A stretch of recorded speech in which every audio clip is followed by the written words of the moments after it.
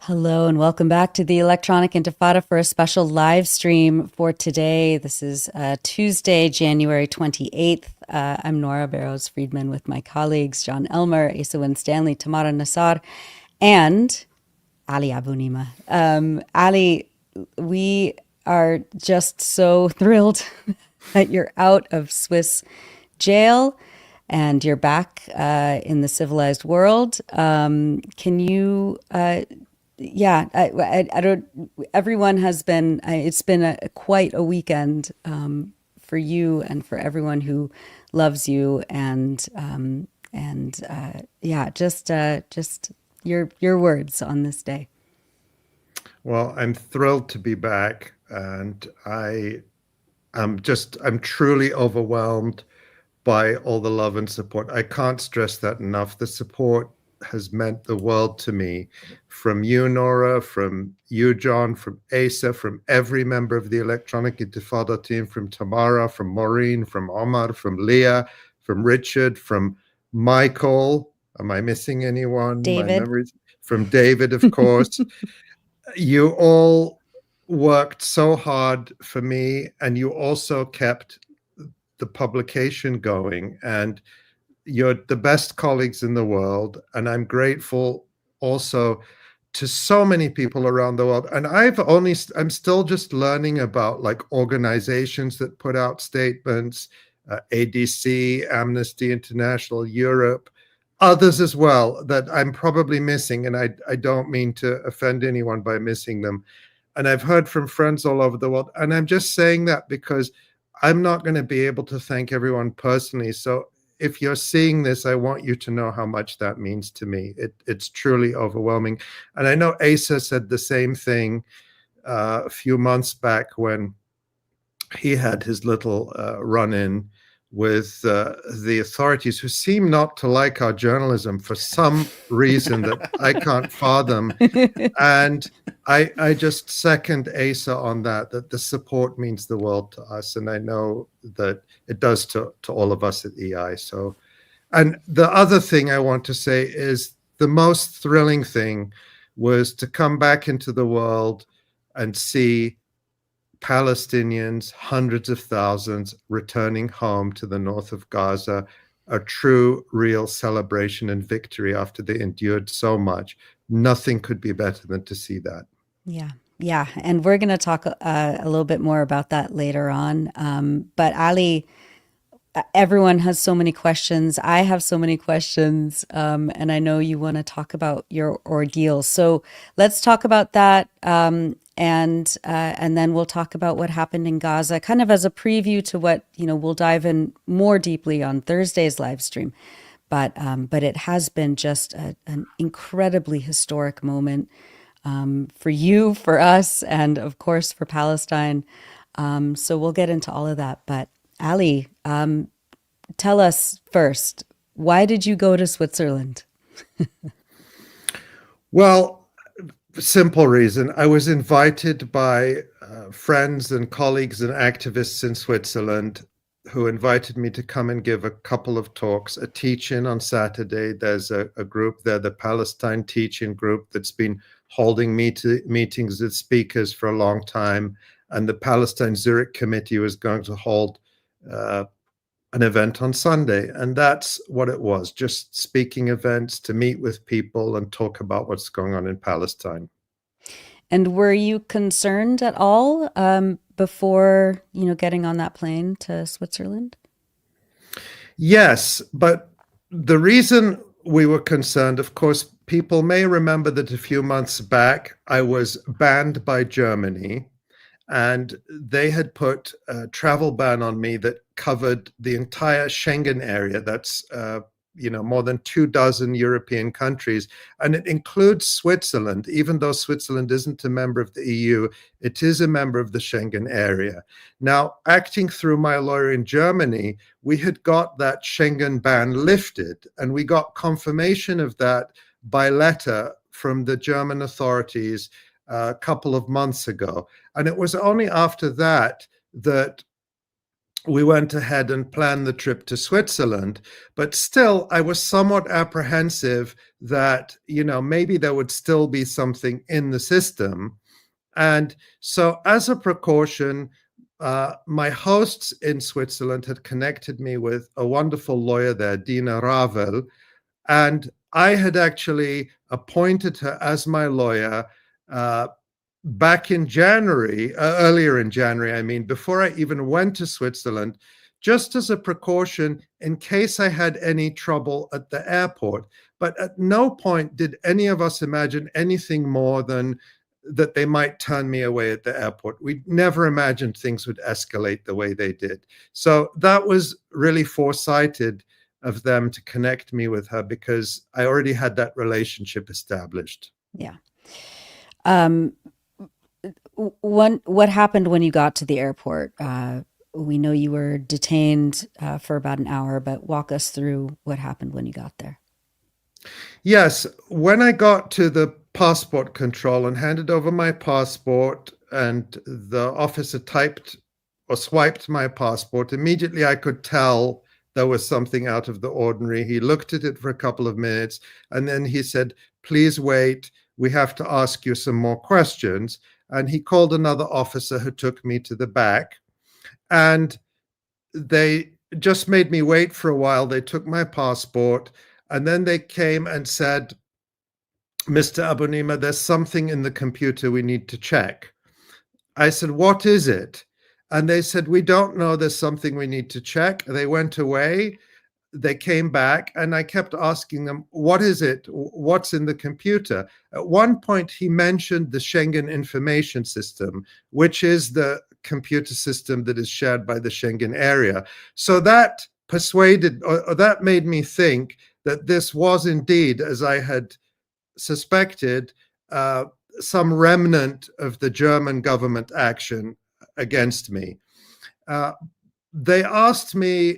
They didn't really ask me a lot of questions. They only asked me, "How long are you staying in Switzerland?" I said, "I'm leaving on Monday night." They didn't go into any real detail. I was ready to tell them exactly why I was there. I certainly wasn't going to try to deceive them. If they said, "What's your purpose?" I would have told them exactly why I was there.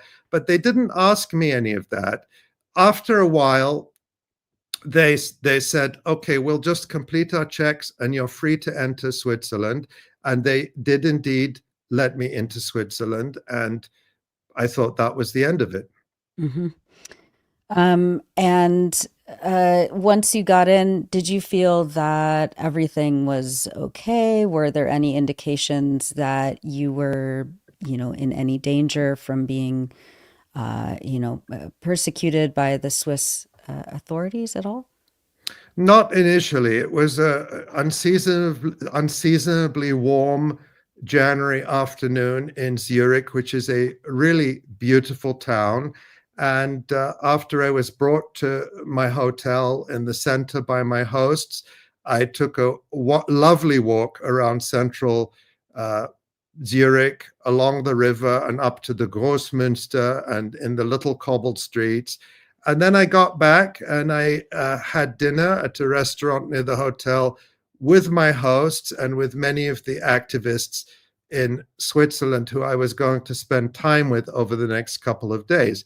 But while we were at dinner, the NZZ, the Neue Zürcher Zeitung, which I'm told is one of the most influential and important newspapers in Switzerland, published an article that we can show now that was published on January 24th. That was Friday evening, around 8 p.m. local time, which is when we were having dinner. And this article immediately caused concern for all of us around that dinner table. The headline says, Once again, a radical Islamist is scheduled to perform in the central laundry in Zurich. The cantonal police are requesting an entry ban. The central laundry is the name of a sort of alternative space. It sounds funny, but that's all it is. And the article says that since the terrorist attack on October 7, 2023 in Israel, supporters of the Palestinians have appeared publicly around the world. The moderate voices are joined by many who openly sympathize with Hamas and take anti-Semitic positions. And then they say such extremists have repeatedly been given a platform in Zurich. And then they claim that a year ago, for example, a representative of the radical Islamic Samidun group was able to appear in the central laundry. Now, as people will know, Samidun is not in any way an Islamist group. It is a left-wing political group that is not in any way Islamist. They say also, and I point that out not to say that that makes them good or bad, but just to show the utter carelessness with the language here and the terminology. And they say the Palestine Committee Zurich had invited people to an event with Ali Abunimah. He is a Palestinian-American author and director of the online platform Electronic Intifada. Abunimah and his platform are a mouthpiece for Hamas, says Thomas Patzko. He is a board member of Never Again Now, a non-profit organization dedicated to combating anti-Semitism. So it's an Israel lobby group. Yeah. But this is the paragraph that really caused me concern. It says, the Zurich cantonal police have also become aware of Abunimah's planned appearance. They have submitted a request to FEDPOL, that's the Swiss federal police, for an entry ban. The responsible government counselor and security director, Mario Fair, explained in response to a request from the NZZ, quote, "We do not want an Islamist Jew hater who calls for violence in Switzerland." FEDPOL confirmed to the NZZ that the Zurich cantonal police have received a request for an entry ban. Due to official secrecy, the authority is not providing any information on specific names or whether the ban has been issued. FEDPOL can issue entry bans if a person endangers the internal or external security of Switzerland. So when I read that, I started to be concerned about whether I was now somehow a fugitive in Switzerland. But I stress, I had entered the country through the airport. My passport had been stamped at the airport. I had answered all the questions I had been asked at the airport, and I entered the country lawfully. And but I spoke to some people, and we were concerned, but we thought maybe this is spin from the NZZ. And you know, in any case, what could we do about it? I wasn't going to just hide in my hotel room. Right. I mean, I've never heard of a retroactive entry ban being applied. It doesn't make any sense, but this is what they were trying to go for. Can you talk a little bit more about this Mario Fair Yeah, person? well, yeah, he's described as a member of the Zurich cantonal or city council, I'm not sure which, and the security director. And according to this article from the Grey Zone, which was just published today, you can see the headline there: Swiss official who jailed journalist Ali Abunimah is fanatical pro-Israel activist. And this article from the Grey Zone contains a number of quotes from Mario Fair from speeches he gave, for example, at a rally for solidarity with Israel on October 10, 2023, where he stated, quote, "The fate of Israel and its inhabitants is close to my heart." And according to the Grey Zone, before rattling off a comprehensive list of pro-Israel talking points, ranting about Iran and quoting notoriously racist Israeli Prime Minister Golda Meir, while demanding the Swiss government cease funding any development projects in Palestine. Quote, this is from Mario Fair. Hamas and its main sponsor, Iran, have always called for the destruction of Israel and the Jews. The fact that official Swiss foreign policy believed in the illusion that it could seriously negotiate with these terrorists is naive and shameful. Anyone who rapes women, kills old people, kidnaps children, dehumanizes the dead, takes countless peaceful people hostage is not a negotiating partner. He's a rapist, a murderer, a terrorist. Golda Meir was right. You cannot negotiate peace with somebody who has come to kill you. Peace will not be possible with Hamas and its accomplices. And they go through more sort of these kind of, mouth foaming quotes from Mario Fair, which indicate that he basically thinks that all Palestinians are terrorists and all critics of Israel are supporters of Hamas. I mean, that's incredible projection because you take all of those qualities that Mario Fair just listed and they apply to Israel, a thousandfold. Let's talk a little bit more about, what happened on Saturday, the day after you arrived in Zurich, the day you were arrested. Yes. Well, that day I was supposed to do the teach-in at a school in Zurich. It wasn't hosted by the school. The hosts of my event had rented the school premises as a venue. My understanding is they had a contract with the school, that the school knew who I was, that this had been organized well in advance. But on the morning of the event, it was supposed to, the event itself, I think, was scheduled at 2:00. But at some time earlier in the day, one of my hosts had gone to the school, one of the main organizers of that particular event, and he called me and he said, there's a notice pinned to the door of the school which says the event has been canceled and the staff are demanding the key. Apparently, they'd been given a key to access the school for the event. And my host was waiting for our lawyer, Dina, to come and to give advice. But I wasn't there on the scene, but from my understanding, they must have concluded that holding the event at the school was impossible.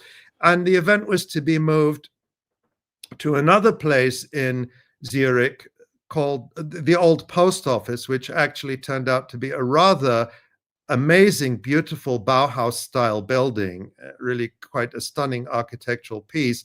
But it is actually, as I understood, a squat. So it's under control of, again, an alternative political space that was open. And we were supposed to hold it on the roof of this building, which was an open space. And apparently they were going to get a sound system and we're going to do it there. So myself and one of my hosts, I think I can use first names, Valérie, who was one of the activists there, who had taken me out to lunch. We had raclette, which is a very Swiss melted cheese dish, and very filling, which was a good thing because it was going to end up being a long day. And then we had a lovely walk from central Zurich up towards the Old Post Office. It was about a 45-minute walk or so. And we were on the phone with our other hosts, and I spoke to one of them, to the main organizer who invited me, Blake, and he said, we're here at the Old Post Office, and Valerie and I were nearby, and he said, and Blake told me, look, the federal police had gone to the home of one of the activists who were organizing the event on Sunday. The federal police had apparently gone to his home the night before and told him that they did not want me to speak anywhere in Switzerland. And Blake said, it sounds very serious. And I said, well, nobody's notified me of anything. I haven't received any notice from anyone. And Blake said, well, we're at the old post office. Come, we were very close. He said, come over here and we'll discuss it and we'll talk about what to do. So Valerie and I were going down the street. We were under a footbridge, so sort of under an underpass. And all of a sudden I felt someone grab me. And this guy who had a ponytail and a beard, and I thought, and he was very heavy set, very big. I thought I was being mugged. I thought I was being robbed. And I just instinctively started to push back and fight. It wasn't like a decision. It was just pure instinct. And then I felt several other people grabbing me. And I thought I was being robbed because I was wearing my backpack. I had all my devices with me. And then they started shouting, Polizei, Polizei, police, and pulling me. And I could see that Valerie was just utterly stunned. And I just looked at him and I said, Valerie, go tell Blake, go tell Dina, who's the lawyer, that, the police are taking me. They dragged me, they pushed me up against the wall, they handcuffed me with my backpack on. So my arms were kind of stretched far behind me like this. It was quite uncomfortable. And then they dragged me to an unmarked Audi station wagon and threw me in the back in a very awkward position. The handcuffs were very tight. They were cutting into me. And I was just shouting at them, what are you doing? Why are you abducting me? What are you doing?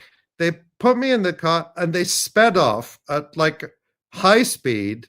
And I was like, what are you doing? They're saying, you're under arrest. You're under arrest. There's an arrest warrant for you.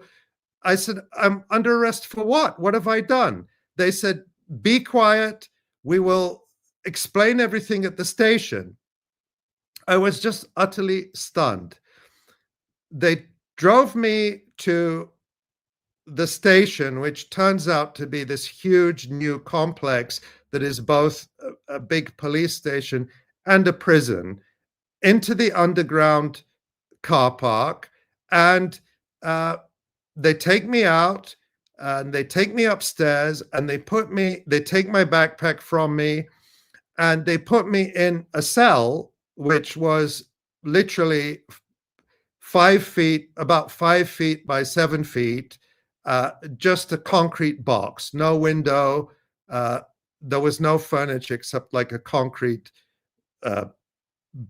protrusion from the wall that you could sit on. And they put me in there. I had no idea what was going on. After a while, they came back and they strip searched me. And they said, you're under arrest. And I said, well, I want a lawyer.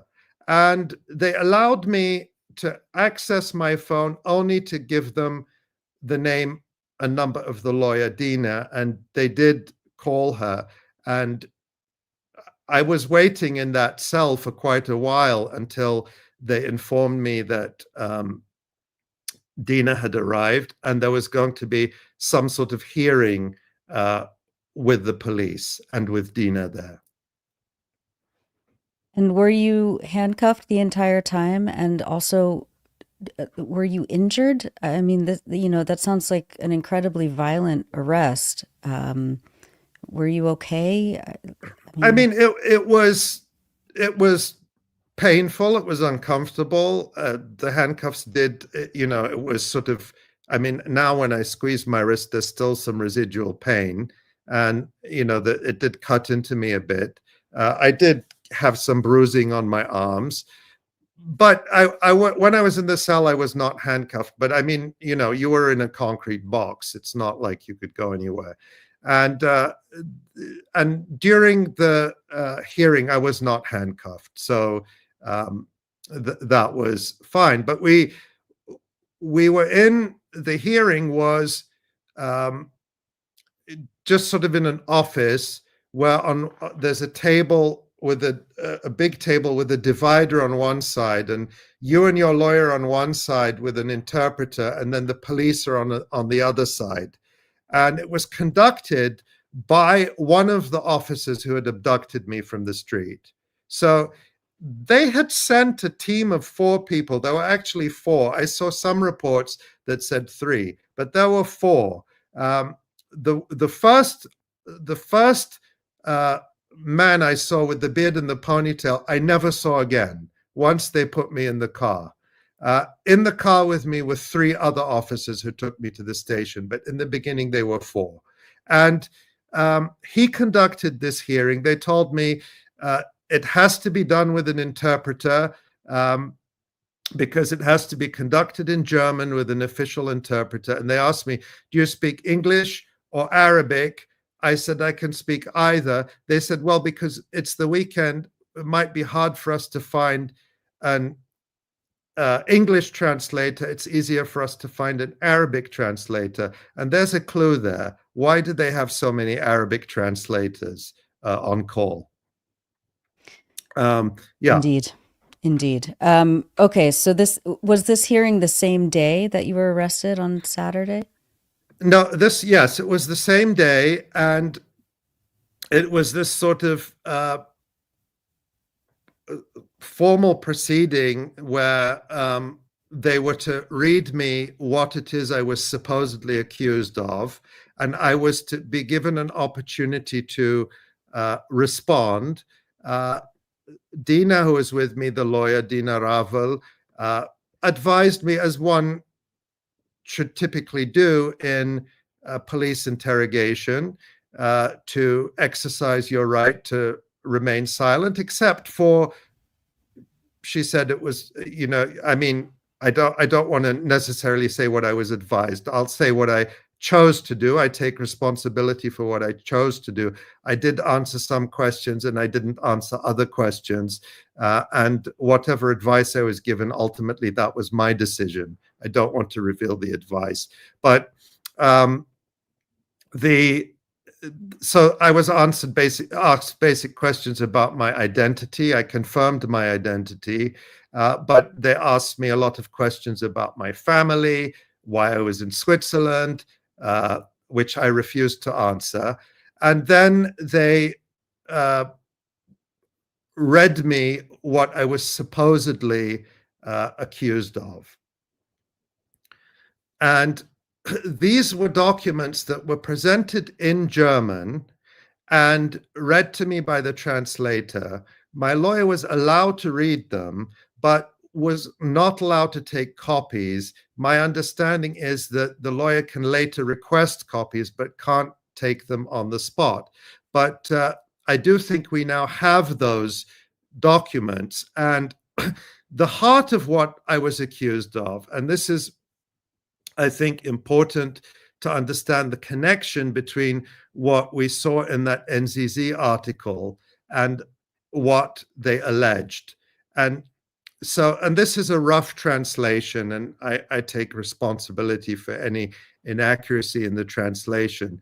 But basically, they said that due to the current events in the Gaza Strip, there is an increased risk of radicalization and violent extremist or terrorist motivated attacks, as was already manifested in an attack on a Jew by a jihadist motivated lone perpetrator in Zurich in March 2024. And for that reason stated above, on 24 January 2025, the issuing authority issued an entry ban against the person concerned, which is me, on the basis of Article 67, paragraph 4 of whatever the Swiss code is, in order to safeguard the internal and external security of Switzerland. And that this ban has been advertised in the National Automated Police Search System by the responsible authority. And that the person affected, meaning me, by the measure must be heard in advance in accordance with Article 30, paragraph whatever of the law, unless the order for the measure cannot be postponed because waiting would result in predominant disadvantages and therefore imminent danger.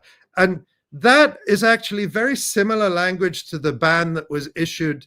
I'm giving my opinion here. I'm not quoting any lawyer. But the bans that were issued against me in Germany, they said something similar, that normally there would be a hearing unless the threat and danger is so grave that it has to be implemented without a hearing. And that's what they did in Germany, and that's my understanding of what they did here in Switzerland. And in the documents that were on the table in front of me during this hearing, I could see many of my tweets quoted. I don't have copies of those documents. I wasn't allowed to take notes. Obviously, we couldn't photograph them, but I remember seeing quotes from my tweets that made reference to genocide, that made reference to, that were very critical of Israel. And these were cited as evidence that my presence in Switzerland would be at grave, imminent risk of threatening or inciting jihadist terrorism. Jihadist terrorism were the exact words that were used. At another point, they said, this is from my recollection of what was stated to me by the translator from what the police officer conducting this hearing or whatever it was said, that I am accused of offending against Swiss law. And when they got to the part where they said, I have the right to be heard, do I want to comment on anything? I said, the only thing I want to comment on is that at no time have they described to me any offense that I have committed in Switzerland. Recall that I had arrived on Friday afternoon. I had taken a walk in the old city of Zurich at sunset, which was beautiful. I'd bought some Swiss chocolate. I went to the Victor Enoch's shop and bought a small Swiss Army knife. The next morning, I ate raclette. And then I walked with Valerie, and then I was abducted. So all the things I had actually done in Switzerland were probably among the most stereotypically Swiss things possible. And I was not aware that chocolate or Swiss Army knives or raclette had at that point been outlawed. So at no time did they describe to me any offense I had committed against Swiss law. And the media smear campaign against you kept accelerating. Can you talk about then what happened, especially in the newspaper NZZ? Right. So I didn't see this obviously till I got home, because once I was under arrest, I had no access to the internet or to anything like that. But apparently, a couple of hours after I was arrested, the NZZ published an updated version of their article, which I think we can just show for people to see. It's in German. It was published on Saturday at around 3 hours after my arrest. And the updated headline was, an Islamist was scheduled to appear in Zurich again, but now the man has been arrested. Government Councillor Mario Fair speaks of a Jew hater. That's the headline. And then the article states, Abunimah apparently managed to enter Switzerland despite the entry ban. Again, the suggestion there is I had somehow snuck into Switzerland, when in fact I entered through the airport and there is an entry stamp on my passport. And then it says, as the Zurich Cantonal Police announced on Saturday afternoon, a 53-year-old American was arrested shortly after 2 p.m. and had been banned from entering the country. The man was taken to a police station for further investigation.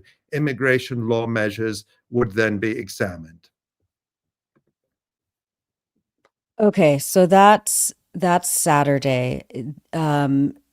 There, what was the next step? What was the next phase of this? I mean, when we were in there, Dina was with me. We thought, we hoped that, okay, they don't want me in the country.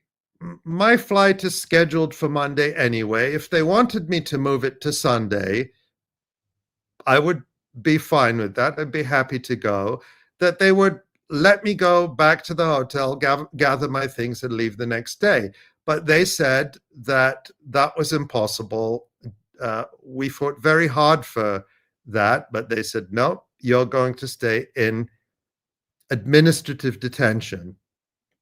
And Because there were no charges filed against you yet.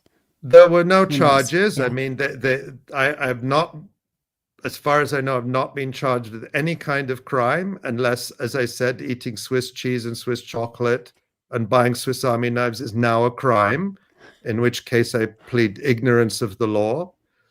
But they said, you know, you're going to have to stay here. And so they took me, and the Swiss prison is a very surreal place. This was a new prison. It was very clinical, very bright, very concrete, very brutalist and concrete, a lot of metal and clanging, as you can imagine. It was a real prison. I mean, this was not a police station jail. This was endless corridors of cells. And I was a little bit in disbelief, but then they take you and then they say, they strip search you again, they take your clothes, and they put you in a prison uniform. And then they marched me down endless corridors, opened a big metal door of a cell, and they said, your cellmate is another Arabic speaker, another Arabic speaker. And they put me in and they closed the door. Tell us about what it was like sleeping, eating, waking up, trying to find any sort of information about your rights or lack thereof. Describe the conditions, Ali. I mean, I should say that during the initial phase when they were, I guess, checking me in or whatever, they did bring a doctor and he examined me and he asked me what medications I take. And, you know, they listed them and I had my medications with me in my backpack and they took them and they said the prison will administer them to you. And they did do that. They'd bring it to you twice a day in a little cup. You'd have to take it in front of them. I mean, the conditions I was subjected to were the conditions everyone in that prison was subjected to. I don't think I was singled out, but it's, you know, it's certainly not, it wasn't dirty. It was clean. It was bright, but it's prison. And there's little consolation for that. I was with a cellmate, a young Moroccan man who was very, very nice. I mean, we kept each other going through that experience. It was also quite terrifying for him. He was an asylum seeker. He'd been picked up on some petty charges, and he was in there. But the sense of isolation creeps up on you very quickly. And you just feel you feel completely powerless, completely cut off. And the first thing, I just felt this utter sense of like, what I was just worried about my parents, about my colleagues, about you, about everyone at EI, about my family. And I was like, I just wish I could communicate with people to let them know not to worry about me. And that was the thing that was really quite worrying at that point. The first night they brought me some food. They said, do you want to eat? I said no. And it was really because I just wasn't hungry. But then I decided in the morning, when they brought breakfast to the cells. There was no dining hall. We didn't get to go to any communal space. I refused it. And I decided I'm just not going to take any food. And each time they came to offer me food, I said, I want to know why I'm here. I've done nothing wrong. And until I can speak to my lawyer, until I can exercise my rights, I will not accept any food. And I ended up refusing 8 meals in a row. I didn't take any food during that time, except on the last day after they had confirmed that I was going to be released that day. And that was the only time I felt powerful, when I could say no to them. And I don't want to compare in any way my situation with that of uh, Palestinians who have been imprisoned in far harsher conditions. But I thought about them. I thought about Khalid al-Jarrar, who we'd just seen released a few days earlier. I thought about Khadr Adnan, who had waged countless hunger strikes until his last. I thought about Abdul Halim Ashkar, who had been a political prisoner in the United States. And I thought, if they can do much more under far harsher conditions, I can do this. And I got whatever strength I had, I got from them. I truly did. I thought, I have no reason to complain. People have given far more than this. You can do this. That was my pep talk. And but you did drink water. I did. And as you said in a statement that you posted while you were on the plane after leaving the barbaric country of Switzerland, you said that that's because water is a right of every human being. And that's something I had read. I mean, to give credit where it's due, I had read that in an account of a Palestinian prisoner some years ago. I don't remember who it was or if their name was even published. And if someone knows that, please share it in the comments. It may have been in a report from, thank you. I don't remember, but we'll confirm it. Tamara is saying Mu'adh Hamad. Yes, that's what it was. He was arrested in Spain and interrogated by the Mossad in Spain. And that's a story Tamara wrote about for the Electronic Intifada. She interviewed him. I'm grateful to her for reminding me. But he had said they offered him coffee. And he said, you don't take coffee with your jailer because then it's as if you're his friend. And but you take water because water is your right. And he said that in an interview with our very own Tamara Nassar of the Electronic Intifada. And I remembered that. I couldn't remember where it was from, but I remembered it, and it stuck with me. Um, and you know, like I know that all of us at the Electronic Intifada and people all over the world, you know, we're very, very worried about you. I mean, me, you know, as a Jewish mother, I was worried about you getting your medications and whether you had a warm enough blanket, and you know what these horrible, you know, jailers were doing. And I know that we're all just very relieved that you're okay and that you're out. I mean, what? So maybe we can bring in John and Asa, and we can kind of talk about, you know, Well, what. there Yeah, is one important, there is yeah, another, I want to do that, but there is another important aspect of this that I think I want to address in terms of just giving the narrative, yeah. which is that there do appear to have been serious violations of my rights and procedure, um, and that was what happened on Sunday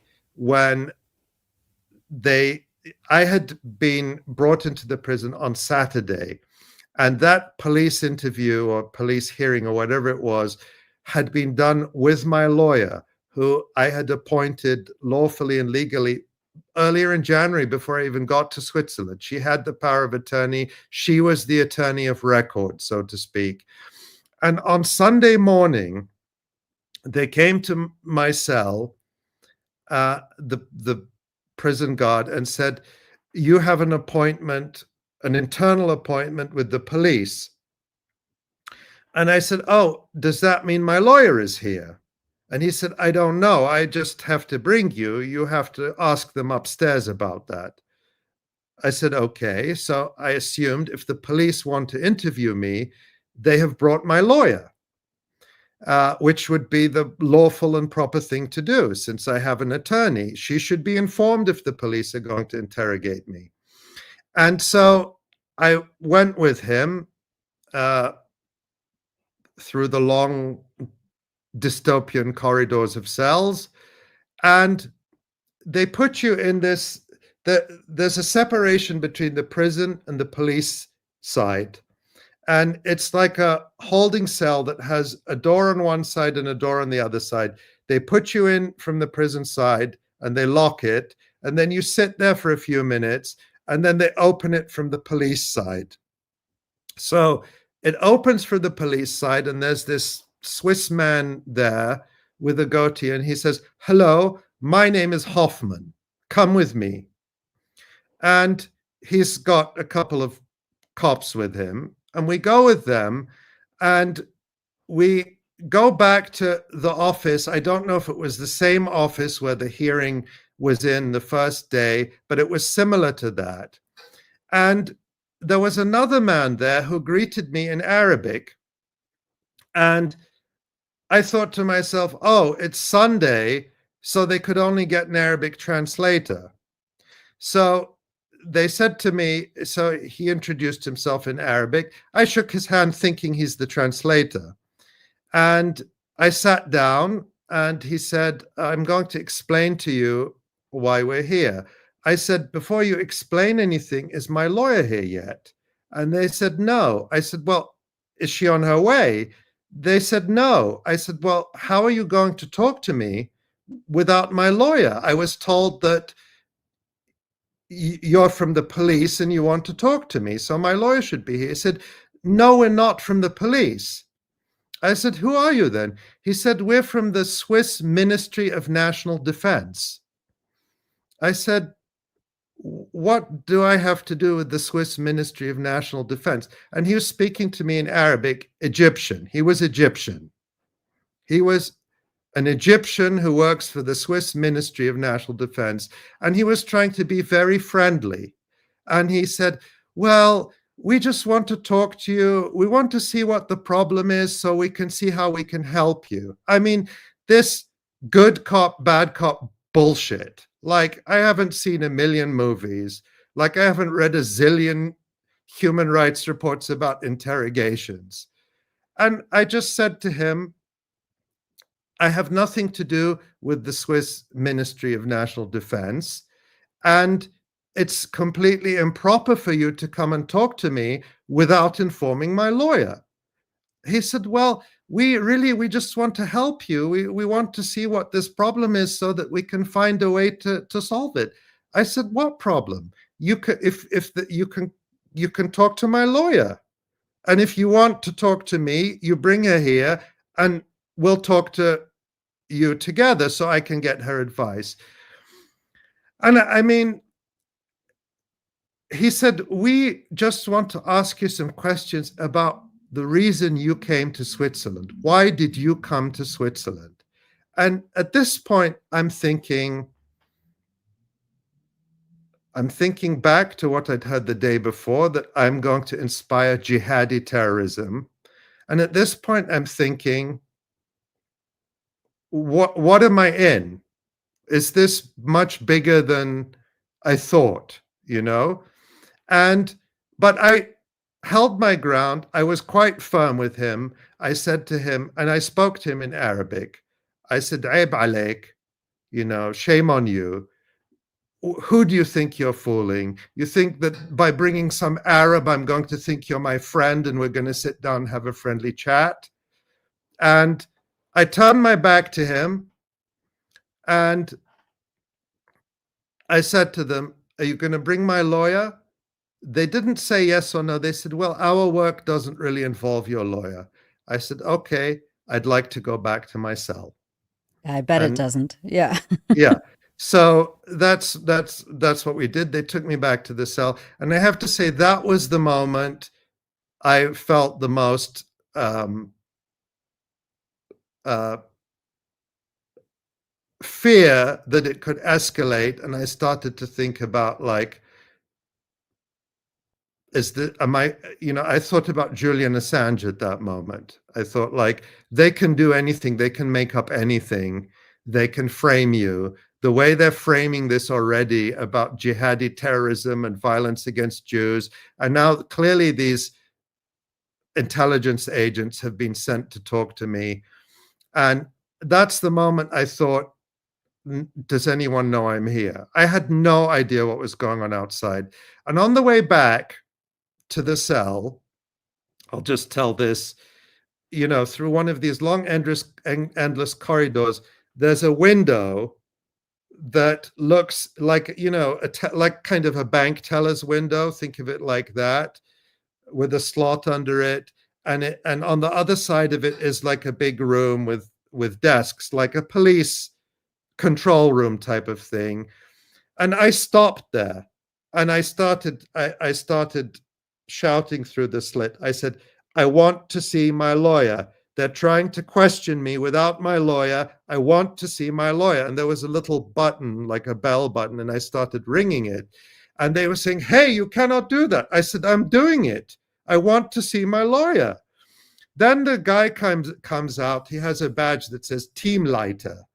I guess that's German for team leader, like employee of the month type of thing, but it's the cops. And he comes out, he says, what is the problem? I said, I want to see my lawyer. They told me that I'm going to speak to the police. It turns out that these are defense ministry officials, and they're trying to talk to me without my lawyer. Get me my lawyer. He said, you cannot call your lawyer. You can write her a letter. So they said, go back to your cell. We'll bring you a piece of paper and an envelope. I went back. They brought me one sheet of paper, a pencil, an envelope, and they said, you write the letter to your lawyer. I wrote it. I rang the bell. I gave them the envelope. They said, oh, do you know her address? Does she have an office in Zurich? I said, I'm in a concrete box. I don't have access to anything. How are you going to give, how is this going to work? And then are you going to just mail it? Like she's going to get it on Wednesday? They said, well, that's our system. I said, well, I have her phone number, which I had written down on the sheet giving me my supposed rights. Can you call her to come and get it? They said, that's not how our system works. I mean, the point I want to make here is that not only did they try to interrogate me without a lawyer, even though I had a lawyer on record, after I had made clear that I would only meet them with a lawyer. American jails are not the paragon of high standards, but you can't make a phone call. You can't phone a family member. You can't contact your lawyer. You are completely cut off. And I want to stress that was the conditions for everyone there, not just me. And that is shocking in a country that, portrays itself as this paragon of democracy. What was the process like in terms of learning about when and if you were going to be deported? What happened Monday? And then we'll bring Asa and John in. So Monday morning, first thing, I guess it was around 8 o'clock, just after I had refused breakfast, they came and they said, you have a meeting with your lawyer. And I just felt this wave of relief. And they took me, and Dina was there. And that was the first time she told me. She gave me a message from my dad, from my family, from Tamara, from everyone at EI. And she said, everyone in the world is talking about it. And there were tears of relief. I mean, when I think about it now, just all that feeling of like isolation just washed away in that moment. And then the official from the migration office came, and, the plan had been on Friday, our hope had been that they would get me out of the country as soon as possible, once that was their decision, because they told me you have a right to appeal, but appeal does not delay the implementation of the decision. So we are appealing, but the deportation was going to take place anyway. So at that point, you just want to get it done. You want to get out of there. At that point, they came, and I think by that point, they knew about what was happening in the world. and they knew how much attention this had gotten. They knew more than I did at that point. And that is so important. The solidarity, I think, really made a difference. That's a real lesson here.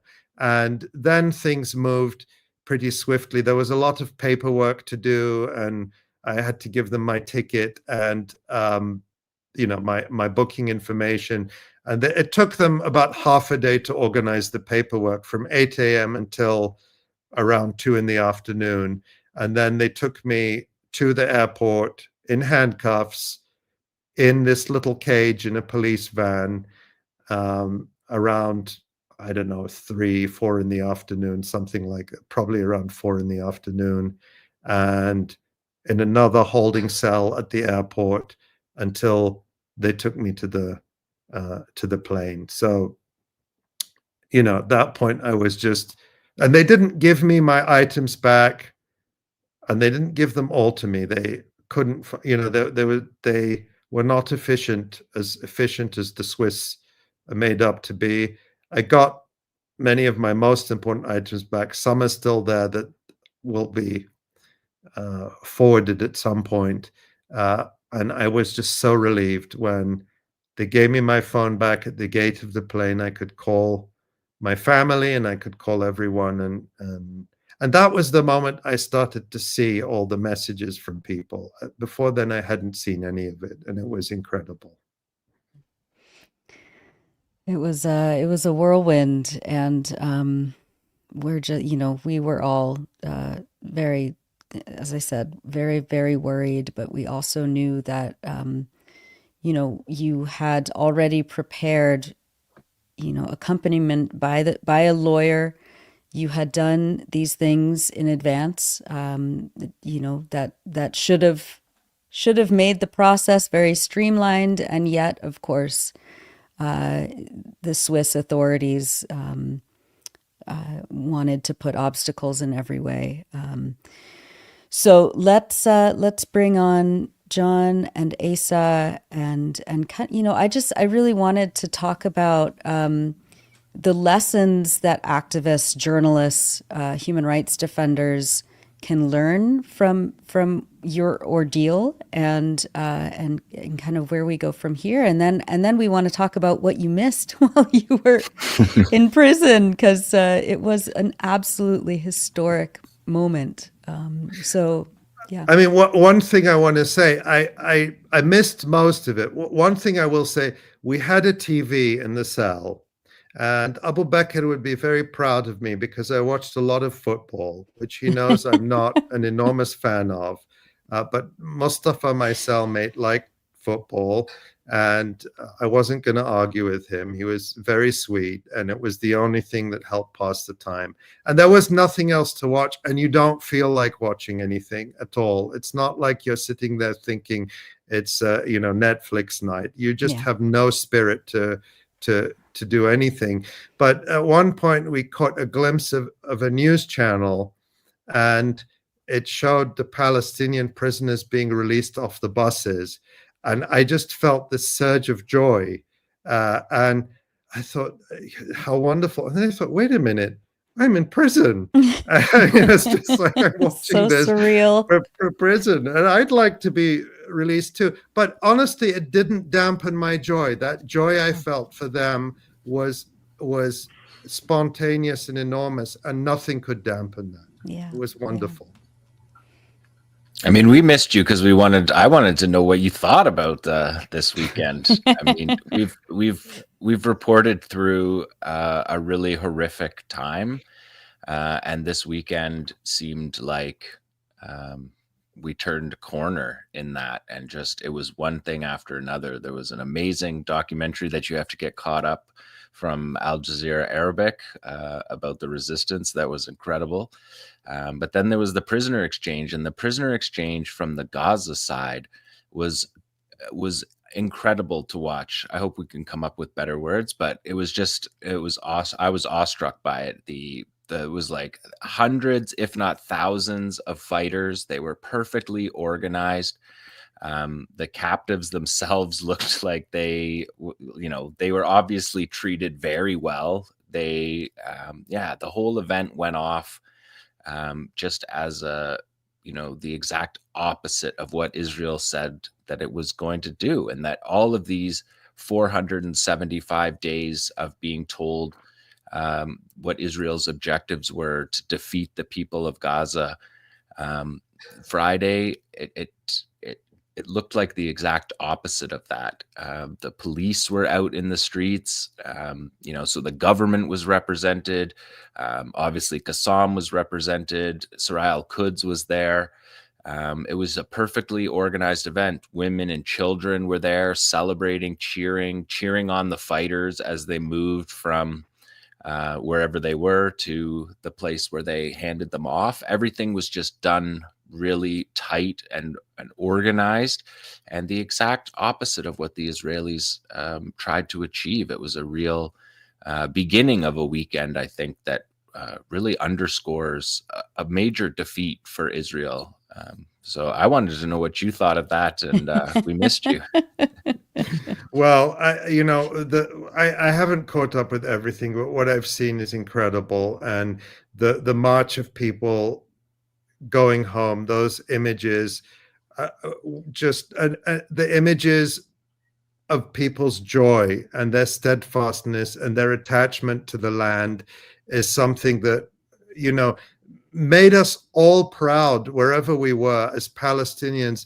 It made us proud because that is the most true, most sincere, most steadfast expression of the attachment to the land and to the land itself. Even if there is nothing left, even if they destroy everything on it, people go back with the determination to live there, to rebuild, to be in their homes and their communities. And that was the best thing to come out and see. Honestly, it's just wonderful.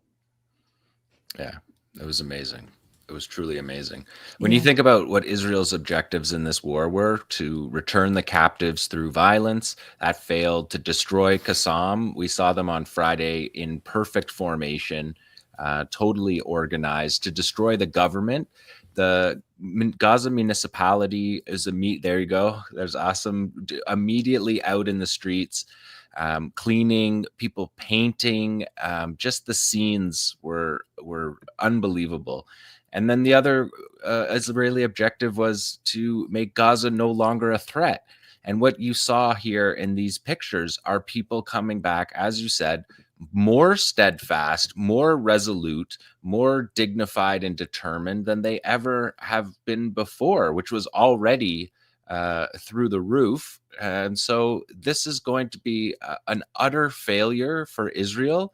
And when you look at it on the other side, for the Palestinians, that 𝐤𝐿's and Hamas, the national movement, all the factions were in agreement on the terms that were to end the aggression, and the aggression ended, that they were to withdraw from the corridors. And this week, it didn't look clear that that was going to happen. It looked like Israel was going to renege on that. As late as Sunday afternoon in North America, there was no return happening. People were stacking up at the border at the Netzarim corridor. There was warning shots fired in the morning, and then real live ammunition shot into the crowd, and it looked like this was going to be a heinous massacre. And then within a few hours, we're seeing these pictures that just reversed all those horrific pictures we saw in November and December of people leaving with their belongings on donkey carts, and just devastating pictures. So to just turn that all on its head, so the withdrawal from the corridor was also one of Hamas and 𝐤𝐿 and the national movement's demands. Return to the north, we watched that. In this one weekend alone, we saw examples of all four of Israel's objectives fail, and all four of Hamas's and the national movement succeed after 480 days of just savage, brutal, cruel punishment. It was just unbelievable. We didn't, on top of worrying about you and trying to figure out what was going on, we didn't sleep.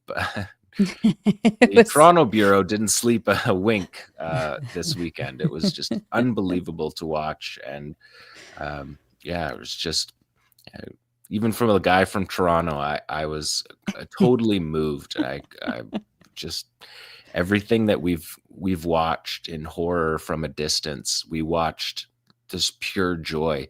And the moment that they opened the corridor, it was like a it was like a rock concert or something. It was just like everybody walking, people didn't even carry things. You could see people that had like makeshift rucksacks carried on their shoulders. There were like white vinyl bags. You could point those out in the crowd, and that just proved that everybody else wasn't carrying anything beyond the bag or the clothes on their backs. They were just going to return home. And on the other side in Gaza, people were painting the walls, as Tamara just showed that imagery, and like creatively doing it, because paint's super expensive, as you can imagine. So they have systems for stretching out the paint and mixing the colors so that you can get different colors out of the paints, and just cleaning everything up, cleaning the streets up so that when people come home, they would be welcomed, even though, the place, you would think, and we've been told that the place has been utterly erased. The first day, Palestinians are proving that it's not. And tonight, people are sleeping in their homes. Some of them, of course, most of the homes have been damaged or destroyed, but people are living in damaged, very damaged homes that have been cleaned up. And it just felt like such a moment. I mean, it's hard to say victory, but I don't know how else you could frame that. It was just remarkable to see. And I wish you were there to see the sights. Yeah, I know. I mean, Asim al-Nabi, who we just showed, the spokesperson of the Gaza municipality, as well as other contributors of ours, Abu Bakr Abed, of course.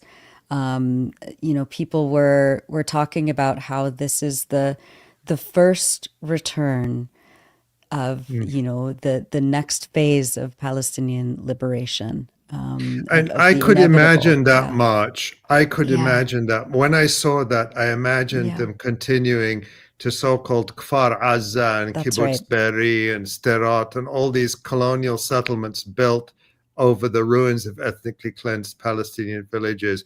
And I'm certain many Israelis had the same thought. They were very upset at what they were Ben seeing. Gavir, he was foaming at the mouth. Crying on television, all that we had worked for, the soldiers said, is gone in a flash. And Palestinians, like, you could watch them, because it was 7 a.m. was when it opened, when the Israelis were to leave. They announced it. And it was before 7 that people started moving, but you could watch them moving forward. And when they got to the first telephone pole, a Palestinian kid is climbing up the pole, planting a flag. As they walked forward, they got to the next pole. Someone climbed up, planted a Palestinian flag. It was amazing. People bringing back their family members in whatever way they can, on their shoulders, on broken wagons. It was amazing. Yeah. There's definitely hard times ahead, and don't want to get too far ahead of ourselves, but this weekend was remarkable. It was. There's a couple of actual media clips with sound that I want to show, and then I want to talk about the lessons that we can learn, Ali, from your ordeal, from your detention, in terms of how we can continue to protect ourselves legally, and kind of where we go from here. So let's look at a few more media that we collected from the last 48 hours in Gaza.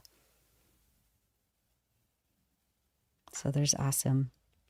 والله يا جماعة شعور لا يوصف. الحمد لله اللي رجعوا أهالينا وأحبابنا. الحمد لله رب العالمين.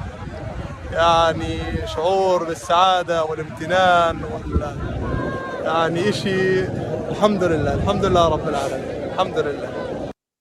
He's saying the feeling is indescribable, the joy of seeing everyone come back. And these kids.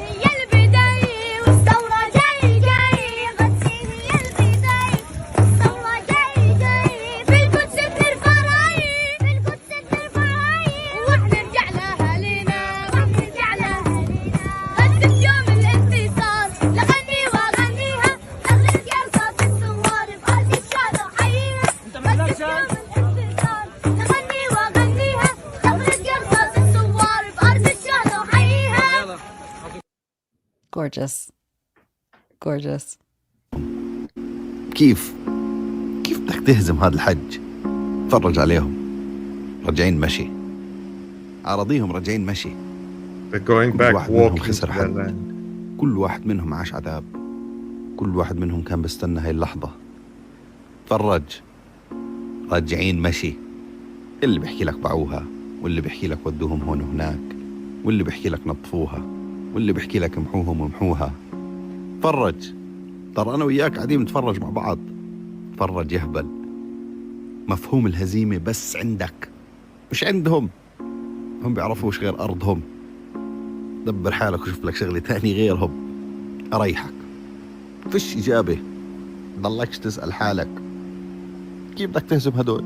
شدوا بعضكو يا رص، شدوا بعضكو. حلالي يا مالك، بدي ارجع على داري. يا حلالي يا مالك، بدي ارجع على داري. That one was just beautiful. That's been making the rounds internationally. Yeah, it's like it's truly historic scenes, and it's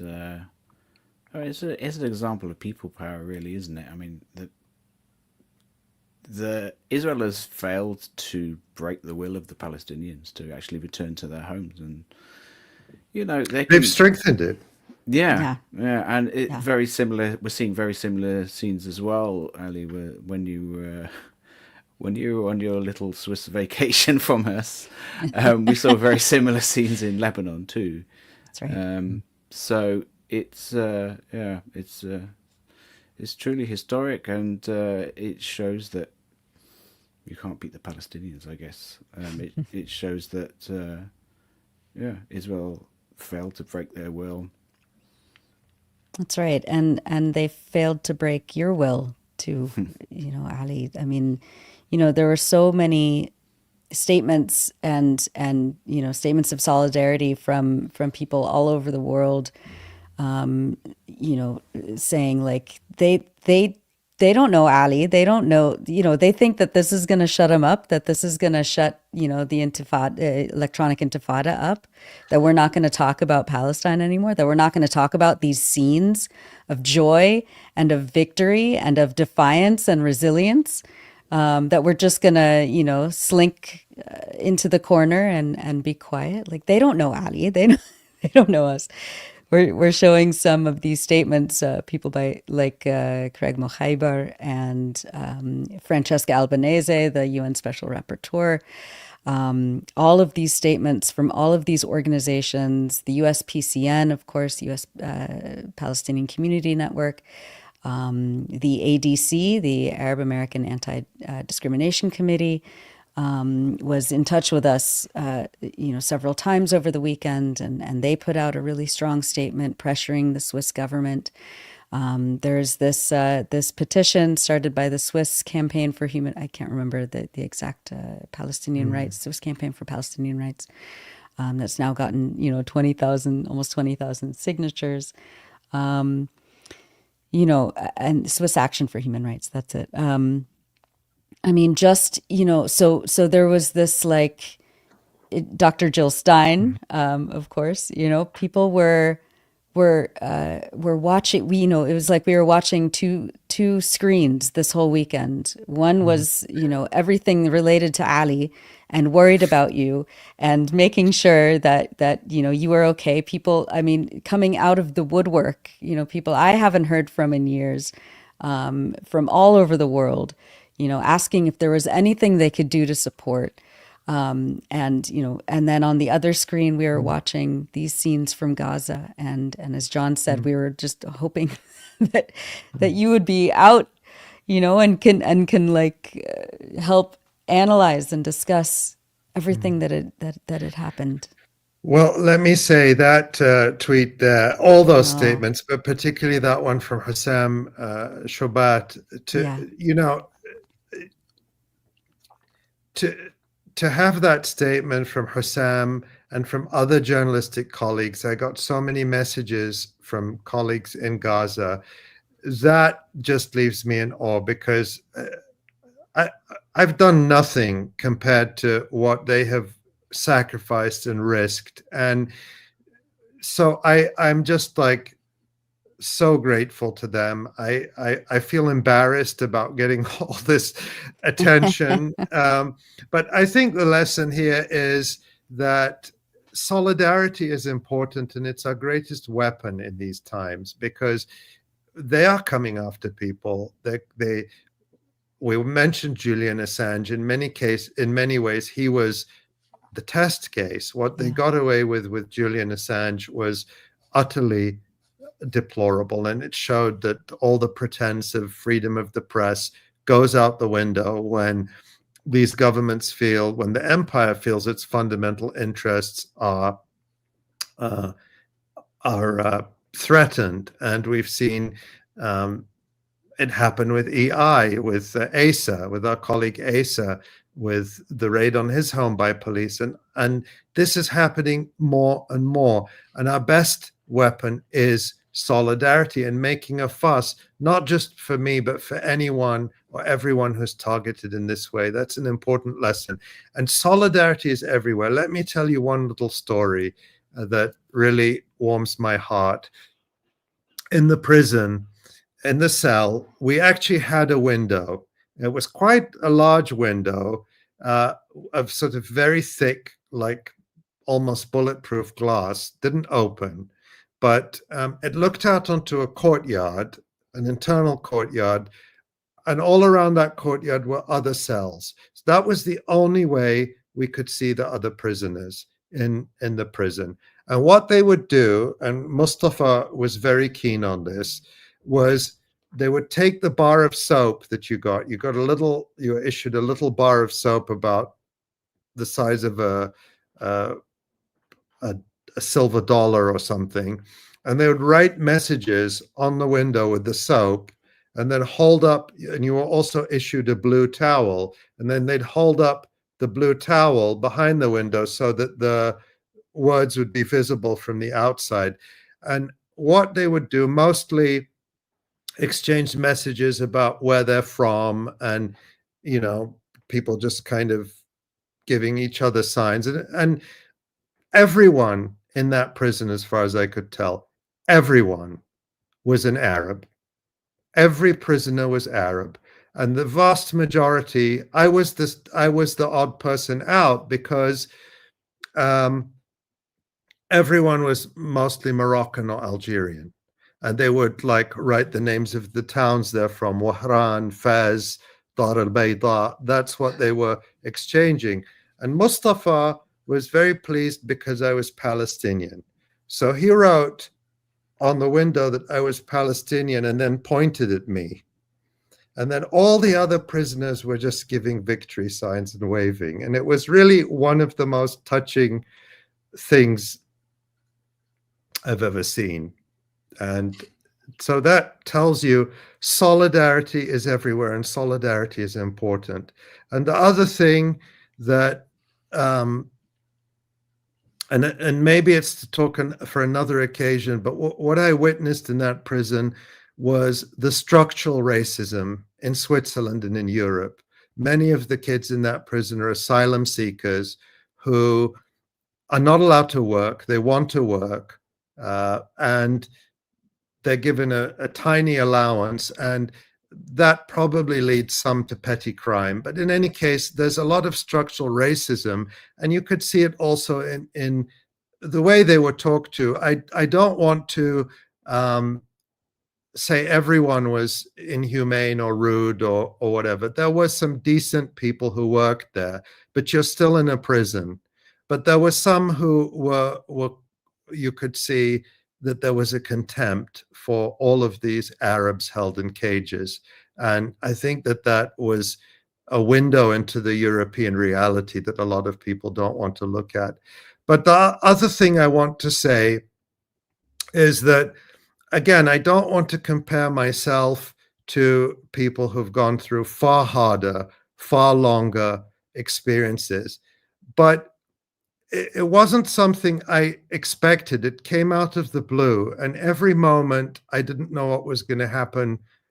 I didn't quite know what was going to happen next. And what I want to say is that if I'm proud of myself in any way, it's that I found that I was stronger than I thought. That at every moment I thought, I can do this, and others have done this before me. And there were moments I didn't know. I wasn't sure that it would end after 1 day or 2 days or 3 days. There were moments I thought it could be much longer. And I thought to myself, I'll be able to do this because I thought about those who'd done it before me. And I think that that is something that we can all find in ourselves. No one is born a superhero. People discover their strength, as the people in Gaza have had to discover their strength and resilience through 16 months of utter horror that nobody could have imagined. And I'm not trying to, again, not trying to romanticize people, but I'm saying we can find the courage to come to face what comes next, and especially if we are there for each other. I think those are the most important things I took away from this. I think that thank you for that, Ali. I think another lesson that I think we can learn from all this and from recent events is that it does seem to be that authorities, especially in Europe, are using the so-called the specter of so-called terrorism against us increasingly, and are using those sort of laws or that sort of track of their so-called justice system to persecute journalists more and to persecute activists more. You know, that's what they invoked with me, and you know, it sounds like they, with the talk of the to you, which you've just revealed tonight about the somebody who was stabbed, being part of the in Switzerland, being part of the reason for the ban on you. It sounds like they're doing similar things there, and I think your case with this sort of retrospective ban on you, after you'd enter an entry ban on you after you'd entered the country. What it reminds me most of is Brad Salah, the Palestinian citizen of Israel, way back in 2011, which we reported on at the time. Palestinian citizen of Israel who entered Britain, and then after a big, for a talk about for talk about human rights in Palestine and the West Bank and so forth, Palestinian citizen of Israel, an activist and a political and religious activist in, leader of the Islamic movement in 1948 territories in so-called Israel. He entered Britain. There was a big fuss, you could say, in the right-wing press, and then he was banned after the fact, and it was very much sort of leaked in the press by the British government that or implied, or very strongly implied, that he had entered illegally, even though he'd entered fully legally. Yeah, I mean, they're just able to, create different loopholes around laws in order to fit some objective. And I think that the warning with these kind of so-called anti-terror laws is that it gives them more powers to use against us, and it's something to sort of be aware of and be prepared for more. Yeah, I mean, Ali, what is your, we're going to do a lot of kind of introspection after this, all of us at the Electronic Intifada, and people, in similar positions in independent media. What are some of the lessons that you think are important to learn, to be able to prepare for, if people are traveling, do they still have rights? Do they still have, lawyers, access to legal representation? What kind of advice can you give us? I mean, that's a good question. They're pushing the rights to the limit. They're creating states of exception and states of emergency. And think about this, 20 years ago, more than 20 years ago, when the United States declared the so-called war on terror, a lot of Europe sort of mocked it and stood against it and said, we're not, at least rhetorically. I mean, they did end up going along with it, but we're not like those Americans. We believe in human rights. And Germany and France at that point stood against the Iraq war. And Europe is now more zealous and more extreme in many ways than the United States. The things that I was accused of in those Swiss documents that I was able to see during that hearing were pure thought crimes. It was saying things that they didn't like. I never incited violence against anyone. I've never called for anything like that. People know that. But it was like the ideas I express could inspire a jihadist to go out, or are imminent danger of causing a jihadist to go out and stab a Jewish person. And so what does that make me if that's their logic? And so there's no, so any notion of free speech has gone in that setting. And I think we're still learning how this unfolded, but you can see there this sort of, the Zionist groups, I mean, ultimately, the Swiss authorities are responsible. I'm not letting them off the hook for what they did. And there are going to be legal actions following up on this. I don't want to get into details because I don't know all the technicalities of it. But my lawyer and colleagues are going to pursue these wrongs. I mean, I was arbitrarily detained. I was grabbed off the street just because I was going to come and give a talk, or for whatever, it was completely arbitrary. If, the West paints itself as this country, we're not the type of people where thugs grab journalists off the street and bundle them into cars off to prison. But that's exactly who you are. That's exactly who you've become. And so it's easy to give up and say we don't have rights, but no rights were ever given. Rights were only ever fought for. And that means we have to fight even harder for our legal rights. We have to fight even harder for legal protections. And you have to know your rights so you can exercise them. So whether you're crossing a border, you should know your rights before you cross it, in terms of what they can and can't ask you. What they are and aren't entitled to do to you. If you're an independent journalist, you need to know your rights. I wouldn't, I am so grateful that there were lawyers willing to help me, willing to be there first thing in the morning, being willing to be there as late at night as they needed to be. So legal professionals, thank you for stepping up, and more can and should step up to support independent journalists, to support activists. And I think that's the lesson here. We can't give up on our rights. We can't say, oh, this fascist machine is so strong that we just have to bow down. No, we have to keep resisting and fighting for our rights. And it's just so striking to me that, and you pointed this out in the statement that you wrote on Twitter yesterday, that Isaac Herzog, the president of Israel, was given a red carpet treatment. Someone who, as you said in your statement, I mean, that carpet was soaked in blood. Someone who, oversaw a Holocaust, a genocide for the last 15 months, was given just,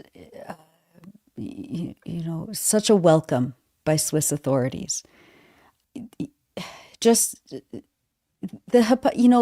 we do sometimes, it feels like we're just pointing out hypocrisies of the West, pointing out the blatant double standards, pointing out the injustices of who is persecuted by a state and who is given red carpet treatment.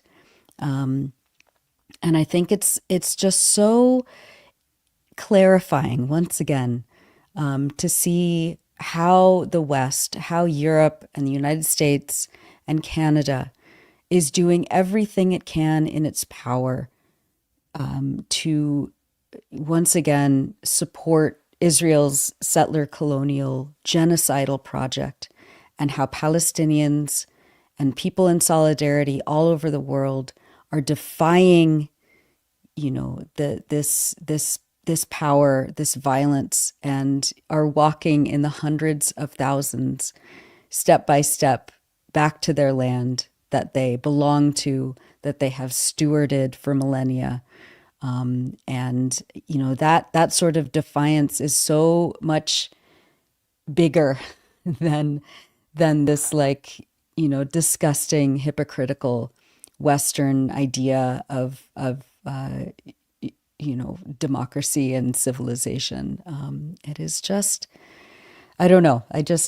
It continues to sharpen this kind of clarity. And seeing the scenes in Gaza that we saw, really amplified that. And I think for so many people, you were coming to Switzerland to talk about this resilience and this defiance and this people power and this community of solidarity all over the world who are trying, to platform Palestinian voices and amplify Palestinians going through and surviving and defying this Holocaust. And the fact that they thought that they were going to intimidate you and shut you up by throwing you in prison. I mean, this is a question that I ask students when I do interviews with students. Has this repression made you afraid to speak out, Ali? Not at all. And it's not going to. They don't know me. They do not know me. And, it's the old saying, what doesn't kill you makes you stronger. And I think there's truth in that for all of us and collectively. And we've come this far, and we're not going to go back. I mean, what would be the point of being silent at this point? We're going to win. I mean, we're going to win. And they fight this hard, and they resort to this repression because they know they're losing. And I am firmly convinced of that. And the more we speak out, the more that's the message. The more we do this together, the more we stand up for each other, the stronger we are, the weaker they are. Nobody comes out in the tens of thousands or hundreds of thousands around the world, in the millions, to support Zionism and ethnic cleansing and racism. It's a dying ideology. It has no place in the modern world. And the people of Gaza already defeated it. And it's up to us to help them do the rest. It was a thin intelligence file if they thought that it would silence you. They did not do their homework. Yeah.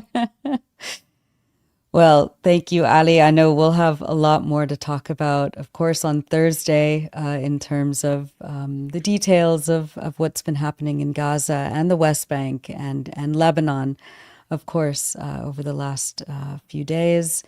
I know that you need to get some rest. So I hope that you can take the rest of the day to just rest and be with your family. And I'm